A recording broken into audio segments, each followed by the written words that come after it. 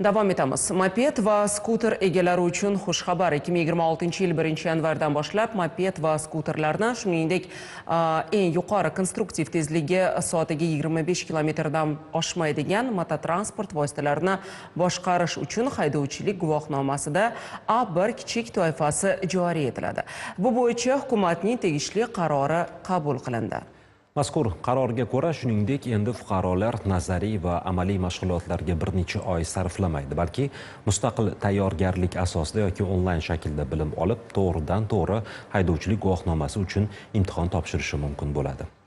Muxbirimiz Dilfuza Isonova bu o'zgarishlar haqida batafsil so'z yuritadi. Olingan ma'lumotlarga ko'ra, hozir 130 ming nafarga yaqin yoshlar kuryerlik xizmati bilan band. Kimlar yetkazib berish xizmatida ishlayapti? Albatta, ijtimoiy himoyaga muhtoj yoshlar, talabalar, diplomi bo'lmasa-da, kimdandir yordam kutmasdan daromad topishga, moliyaviy muammolarni o'zi hal qilishga intilayotgan qatlam. Ammo Vazirlar Mahkamasining aprel oyida qabul qilingan qarori asosida joriy yil 1-oktyabrdan boshlab haydovchilik guvohnomasi bo'lmagan moped va skuter haydovchilarini jarimaga tortish tartibi kuryerlar va jamoatchilikning jiddiy e'tirozlariga sabab bo'ldi. Hozir hamma kuryerlar vahimada, pravosudda nima qilamiz, qatdan ish topamiz. Parlamentda o'zini muxolifat partiya deb e'lon qilgan Xalq demokratik partiyasi fraksiyasi kuryerlar himoyasiga o'tgani haqida biz dasturimizning 22-sentyabr kuni efirga uzatilgan sonida xabar bergan edik.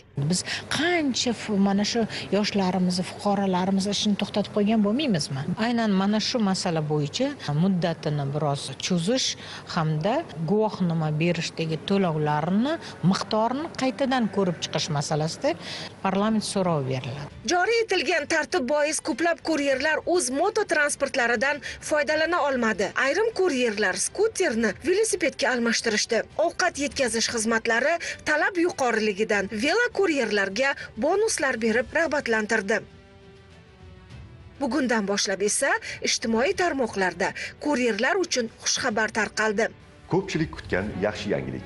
2026-yil 1-yanvardan boshlab moped va skuterlarni boshqarish uchun A1 kichik toifasi joriy etiladi. Ushbu toifani olish istagida bo'lganlar haydovchilarni tayyorlash bo'yicha majburiy o'quv dasturini o'tamasdan turib, mustaqil ravishda tayyorlanib, to'g'ridan-to'g'ri nazariy va amaliy imtihonlarni topshirishlari mumkin. A, B, C, D toifadagi avtomototransport vositalaridan birini boshqarish huquqini beruvchi milliy haydovchilik guvohnomasiga ega bo'lgan shaxslar A1 kichik toifasidagi avtotransport vositalarini to'g'ridan-to'g'ri boshqarishlari mumkin bo'ladi. Qaror qabul qilinishida muxolifat partiya fraksiyasining ham takliflari qisman bo'lsa-da inobatga olingan. Nimasi e'tiborga olingan bilasizmi? Skuter va mopedlar uchun haydovchilarga alohida toifa berilyapti-da, endi guvohnoma olish. A1 bu A toifasidan sal pastroq degani. Bu ham bitta qadam. Qolaversa, o'qish jarayonini majburiy deyilganida oldingi qarorda, bu qarorda majburiy emas. Muxolifat fraksiyani fikrini, ularni takliflarini, qolaversa jamoatchilik fikrini inobatga olganligi uchun hukumatga hamda mutasaddilarga o'z minnatdorchiligimizni bildiramiz. Lekin bu bilan hali ishimiz tugagani yo'q. Hali oldinda biz o'zimizni qat'iy pozitsiyamizda turamiz. To'lovlar masalasida, raqamlarni almashtirishda yoki raqamlarni olish masalasida o'sha to'lovlar masalasini ham hali bosqichma-bosqich qaytadan ko'rib chiqish kerak degan o'zimizning pozitsiyamiz bor.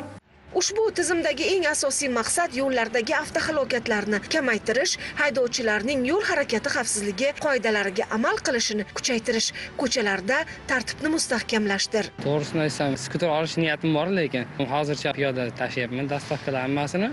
Endi olaman, lekin charchatar ekan peshkom. Lekin yaxshi bo'lardi. Bari prava kerak deb o'ylayman. Dilfuza Isonova, Komron Rahmonov, Aziz Yangizakov, Zamon informatsion tahliliy dasturi uchun.